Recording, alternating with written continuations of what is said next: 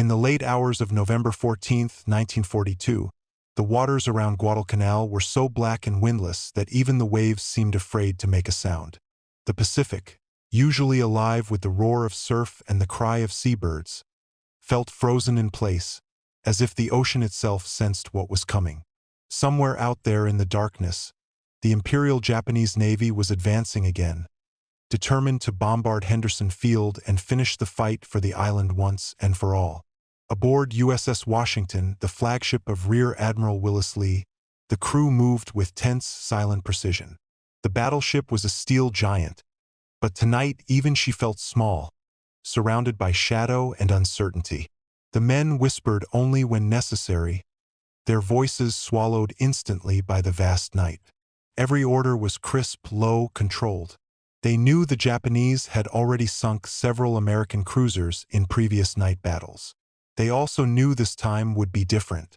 Washington carried something the Japanese didn't fully understand yet: SG radar, the sharpest set of electronic eyes in the Pacific. Deep in the ship's armored plotting room, radar operators sat hunched over glowing screens, scanning the void. Lines flickered, dots formed and vanished. Sweat collected on foreheads despite the cold air circulating through the compartment. Then, just after 22:55, a faint return appeared. One operator leaned closer, heart thumping. Contact bearing 215, range 18,000 yards. The words traveled up to the bridge, where Admiral Lee stood calmly, hands clasped behind his back. Lee wasn't a man who raised his voice or wasted a single breath. He listened, nodded once, then gave the quiet order: plot their course. We'll engage when ready. Meanwhile, the American destroyers leading the formation were struggling. The moon was hidden, the sea pitch black. Lookouts strained their eyes toward nothingness. Somewhere ahead, the Japanese force, led by the battleship Kirishima, was slipping toward them using only optical instruments. On any other night, that would have given them the advantage. But tonight, Washington's radar saw through the darkness long before the Japanese even suspected an enemy was near. At 23:30, distant gunfire erupted. The destroyers Walk and Preston lit up the horizon with their first salvos, only to be met by a violent storm of Japanese shells. The sky flashed white, orange, then black again. Explosions rolled across the water like thunder. On the Washington's deck, sailors clenched rails and fists, watching the nightmare ahead unfold. They couldn't see much, only flame bursts and short-lived silhouettes of ship masts, but the sound told everything. The destroyers were taking the punishment. Captain Glenn Davis paced the bridge quietly, studying the radar plots. Washington was moving into striking distance, but South Dakota, sister battleship, had fallen into electrical trouble. Her lights flickered at the worst possible moment, exposing her position in the darkness. Japanese gunners turned toward the glow like wolves sensing wounded prey. South Dakota disappeared behind columns of water and fire. Her silhouette lit up again and again as shells tore into her superstructure. Men aboard Washington felt powerless watching their sister ship suffer hit after hit. The entire quadrant flashed with chaotic gunfire, yet Washington herself remained invisible, gliding silently through the dark, unseen, undetected. Admiral Lee leaned over the plotting table once more. Radar showed Kirishima closing the distance, unaware that she was sailing directly into the crosshairs of a battleship she couldn't see. The night was nearly silent again, except for distant gunfire and the faint thrum of Washington's engines pushing the massive ship forward. Then Lee spoke the words that would change the course of the battle. "Open fire when you have a solution." The gunnery officer acknowledged, and the ship shifted, almost like an animal preparing to strike. Washington's 16-inch guns silently traversed, elevating toward the pitch-black horizon. Everyone on board waited for the moment. A hushed stillness settled. The ocean was holding its breath. At 23:58, the first salvo erupted, 16-inch shells tearing into the night at over 2,000 feet per second. The muzzle flash lit the deck like lightning, revealing men's faces tense with determination. A second later, darkness returned. Downrange, miles away, the Japanese didn't even know who was shooting at them. They just saw monstrous fireballs streaking toward their formation. Fireballs that struck with shocking precision. Washington had entered the fight. The Pacific, silent and black just moments earlier, now roared with fury. The night that had hidden everyone moments ago suddenly erupted into a battlefield illuminated by gunfire and shattered steel. And through it all, Washington remained calm, steady, almost methodical, firing round after round with deadly accuracy. For the men aboard her, it felt like the ship had been waiting for this moment all night. And for the first time in hours, hope replaced fear. The darkness was no longer theirs to fear. Tonight, it belonged to them.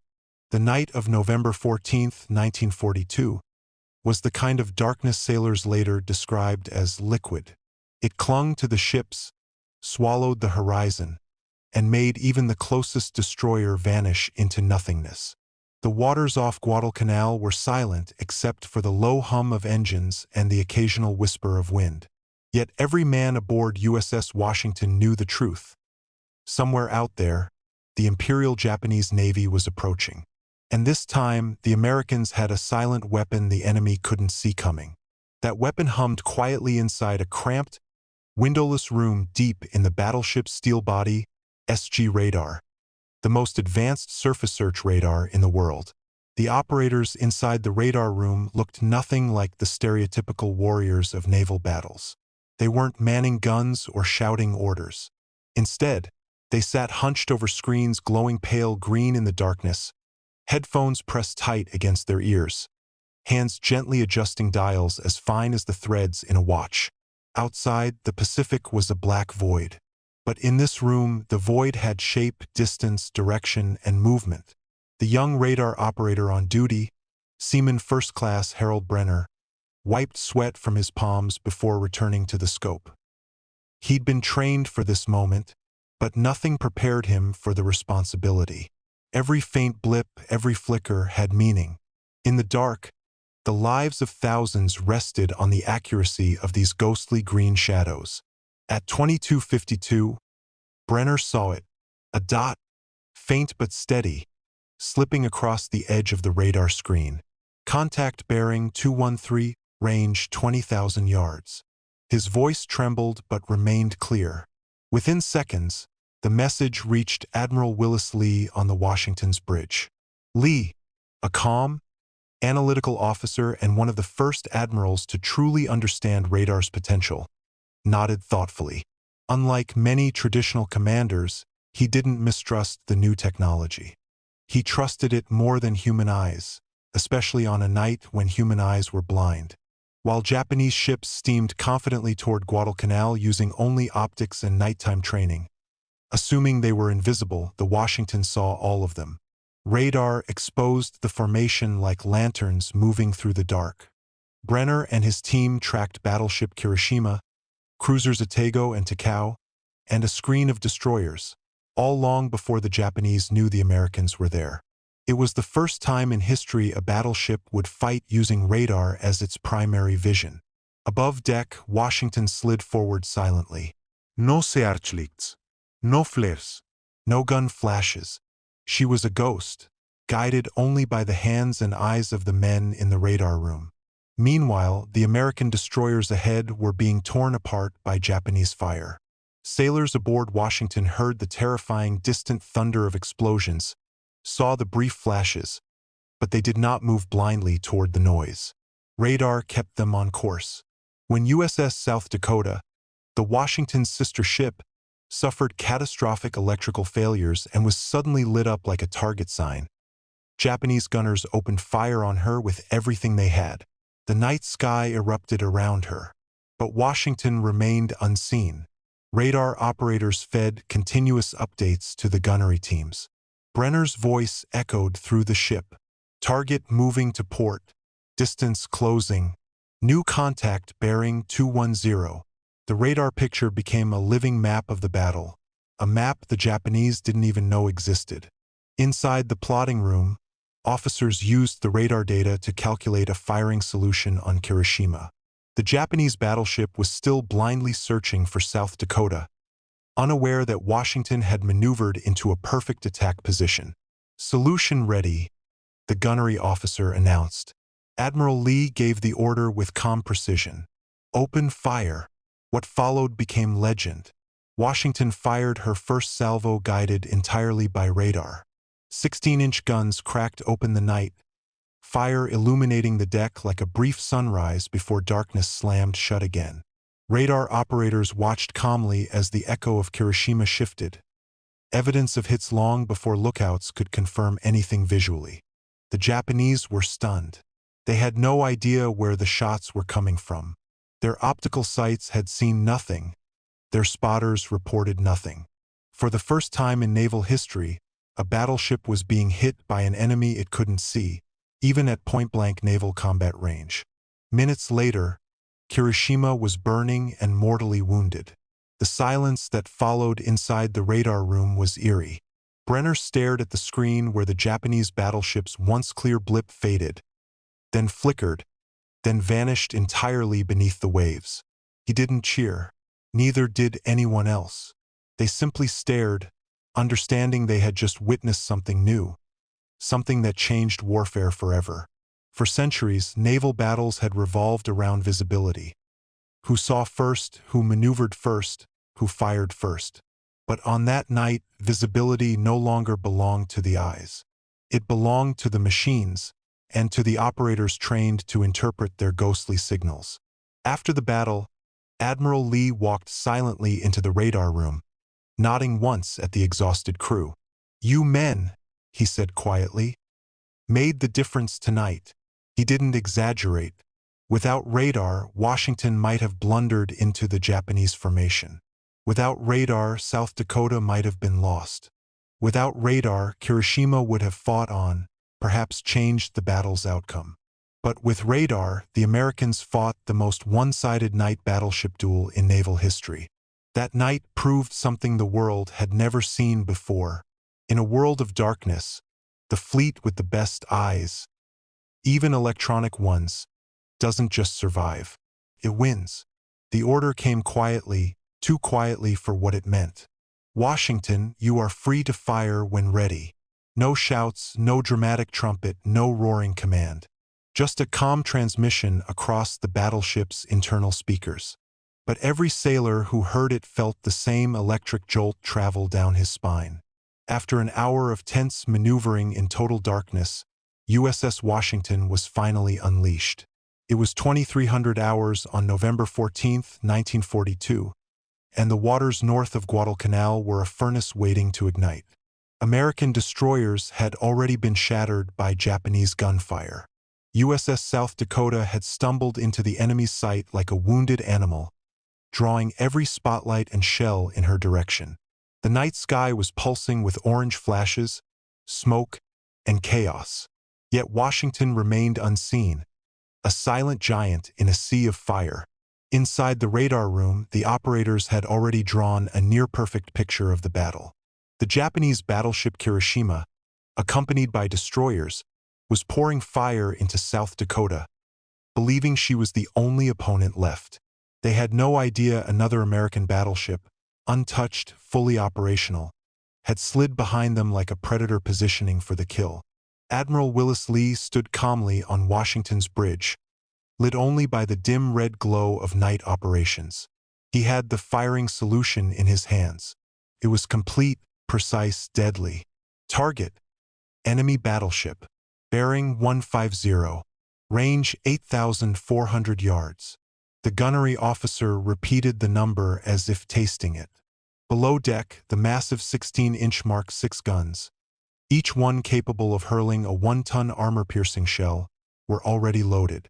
Gun captains stood ready with their hands on triggers, muscles tense. The entire ship seemed to hold its breath. Then, open fire. What followed was 7 minutes the Japanese would never forget. The first salvo. Washington's first broadside tore through the night like a volcanic eruption. The blast shook the entire ship. Dust rained from overhead pipes. Men had to brace themselves against bulkheads. On deck, the flash lit up sailors' faces like a momentary sunrise before plunging them back into darkness. 16-inch shells, glowing red from friction, screamed across the water. Before the thunder had even finished echoing across the sea, the radar crew watched the blip representing Kirishima shudder. Hits! At least 2, maybe 3, the radar operator shouted. Still unseen, Washington reloaded. Second salvo. The second broadside came 20 seconds later. Another crushing wall of fire exploding outward. Spotters saw red arcs slashing through the darkness, then small sunbursts erupting across the Japanese battleship's side. Kirishima was confused. She had trained her guns on South Dakota, but these explosions were coming from her flank, from an enemy she still couldn't see. Her lookouts scanned the dark, blind without radar, straining to find the source of the invisible punishment. Washington didn't wait. Rapid fire. The battleship fired again, and again, and again. All 9 16-inch guns thundered in perfect rhythm, supported by the secondary 5-inch guns that were now ripping into the Japanese destroyers approaching from both sides. In the radar room, Brenner's hands were shaking. The enemy battleship's blip was already deforming, distorted by fire, smoke, and catastrophic damage. "She's slowing," he reported. "Range decreasing. She's turning uncontrollably." Washington's shells tore through Kirishima's superstructure, ripped open her steering room, shattered her boiler lines, and punched deep into her hull. One shell smashed into her forward turrets. Another detonated near her engine spaces. The Japanese crew desperately tried to return fire, but they couldn't find their target. Their searchlights cut across the waves, illuminating only smoke, wreckage, and empty water. Washington remained invisible, a ghost hitting with the strength of a hammer. The final minutes. After 5 minutes of punishment, Kirishima was burning from bow to stern. Her aft deck was a twisted ruin. Her steering gear was destroyed. Flames shot out of her casemates. Men ran across the deck in panic as ammunition cooked off, sending deadly shrapnel into the night. But Washington still wasn't done. The final salvo, fired at point-blank range for battleships, struck deep. One shell crashed through the ship's pagoda mast, shattering fire control stations. Another plunged below deck, detonating in the machinery spaces. The Japanese admiral aboard Kirishima knew the truth. They had wandered unknowingly into the jaws of a monster. 7 minutes. When the firing finally stopped, the clock showed only 7 minutes had passed. 7 minutes of fury. 7 minutes that rewrote naval history. 7 minutes that ended a Japanese battleship. Kirishima was crippled and burning, her list increasing as water rushed in. Within hours, her crew would scuttle her to prevent an explosion from consuming the rest of the fleet. Washington, untouched, faded back into the darkness. Still unseen, still alive, still lethal. On her bridge, Admiral Lee watched the glow of the dying battleship on the horizon. He didn't smile. He didn't celebrate.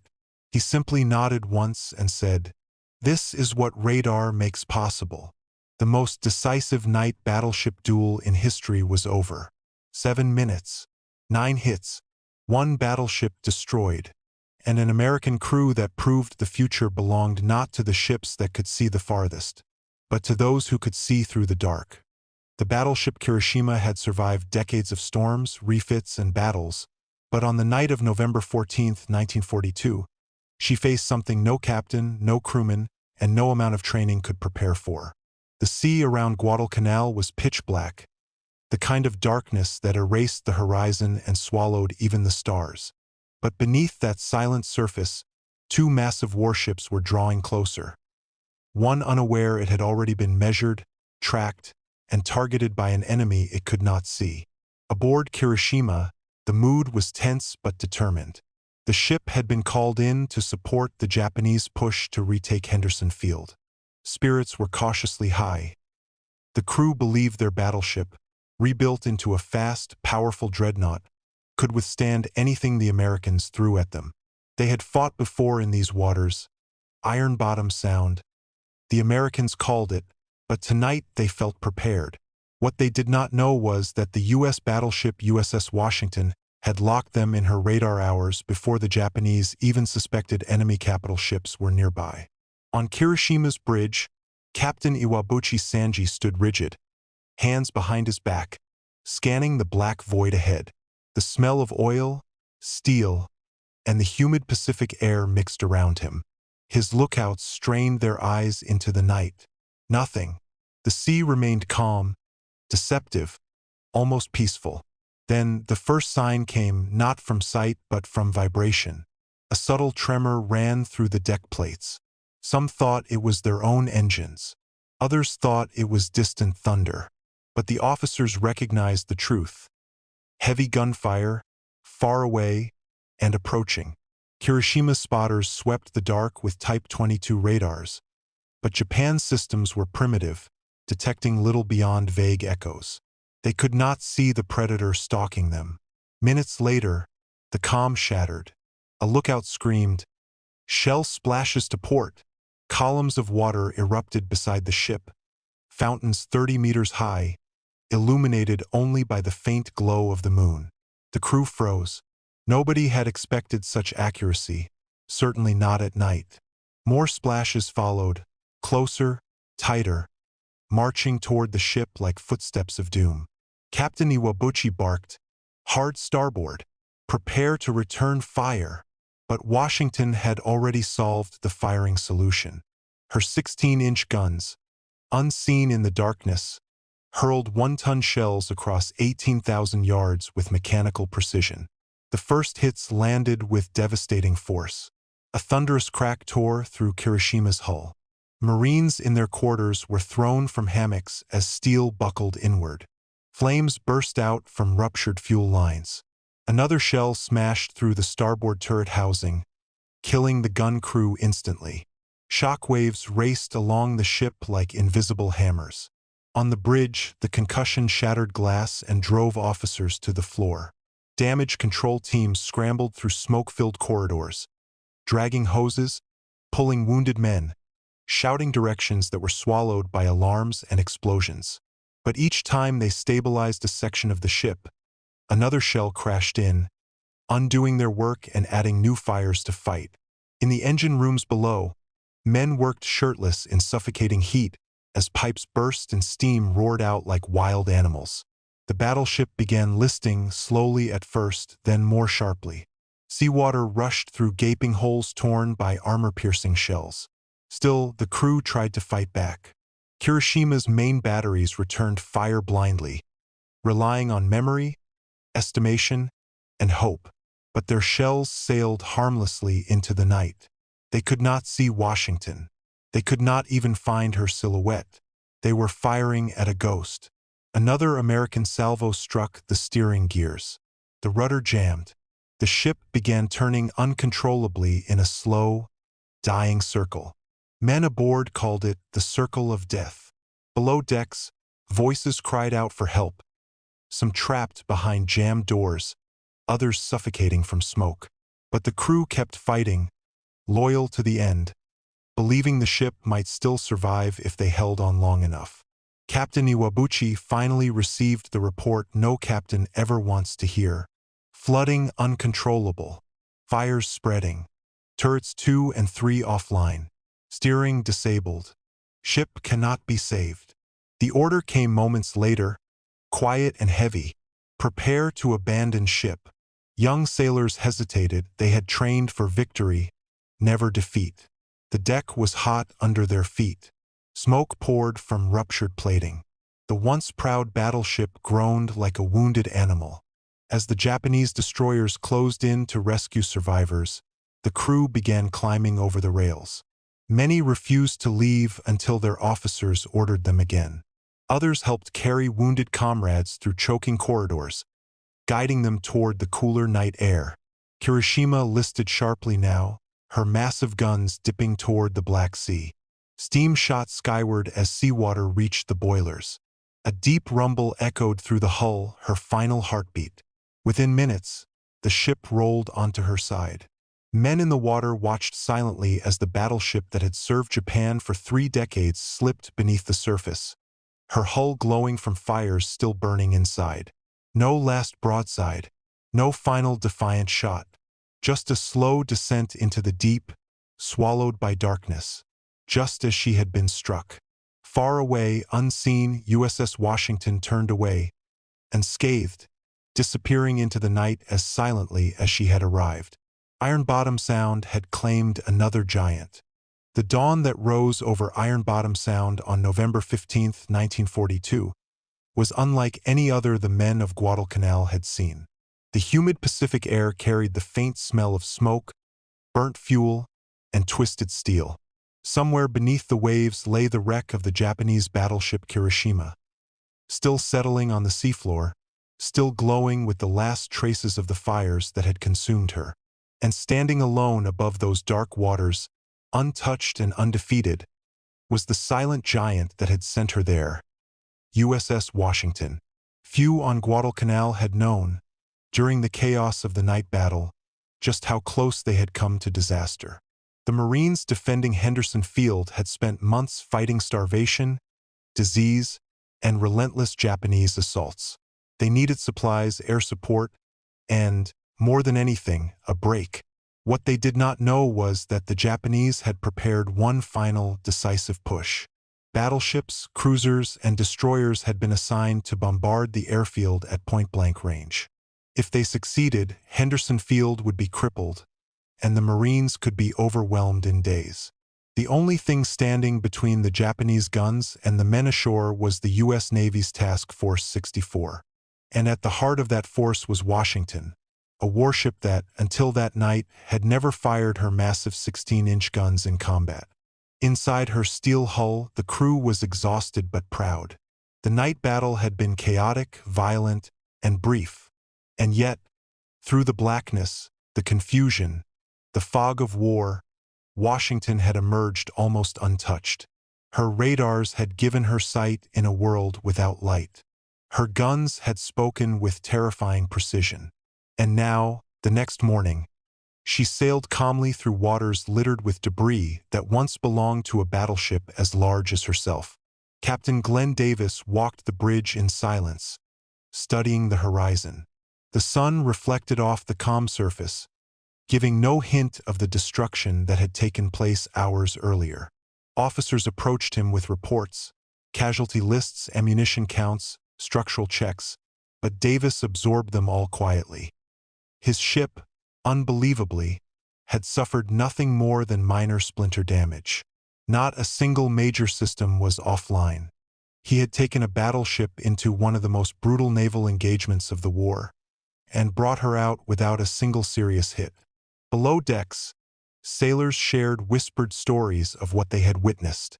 The moment radar locked onto Kirishima, the shudder of the hull as Washington's guns fired broadside after broadside, the dim flashes on the horizon marking where the enemy was dying, and the strange silence afterward, as if the sea itself needed time to understand what had happened.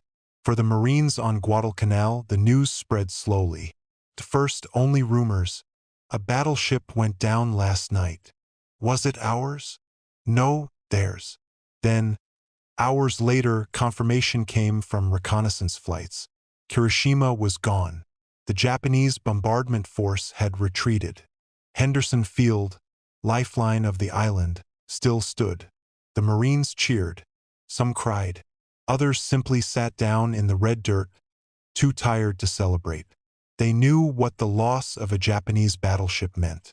The enemy no longer had the strength or the will to force their way into the waters surrounding Guadalcanal. The American foothold, once fragile and desperate, had solidified into something far stronger.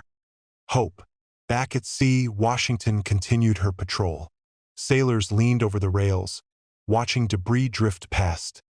Splintered planks, scorched life jackets, twisted metal, even the occasional empty shell casing. They felt no joy in the sight. The men of Kirishima had fought bravely. Many had gone down with their ship.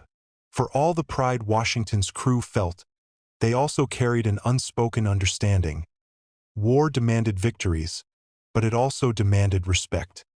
The dawn that rose over Iron Bottom Sound on November 15, 1942, was unlike any other the men of Guadalcanal had seen. The humid Pacific air carried the faint smell of smoke, burnt fuel, and twisted steel. Somewhere beneath the waves lay the wreck of the Japanese battleship Kirishima, still settling on the seafloor, still glowing with the last traces of the fires that had consumed her. And standing alone above those dark waters, untouched and undefeated, was the silent giant that had sent her there, USS Washington. Few on Guadalcanal had known, during the chaos of the night battle, just how close they had come to disaster. The Marines defending Henderson Field had spent months fighting starvation, disease, and relentless Japanese assaults. They needed supplies, air support, and, more than anything, a break. What they did not know was that the Japanese had prepared one final, decisive push. Battleships, cruisers, and destroyers had been assigned to bombard the airfield at point-blank range. If they succeeded, Henderson Field would be crippled, and the Marines could be overwhelmed in days. The only thing standing between the Japanese guns and the men ashore was the U.S. Navy's Task Force 64. And at the heart of that force was Washington, a warship that, until that night, had never fired her massive 16-inch guns in combat. Inside her steel hull, the crew was exhausted but proud. The night battle had been chaotic, violent, and brief. And yet, through the blackness, the confusion, the fog of war, Washington had emerged almost untouched. Her radars had given her sight in a world without light. Her guns had spoken with terrifying precision. And now, the next morning, she sailed calmly through waters littered with debris that once belonged to a battleship as large as herself. Captain Glenn Davis walked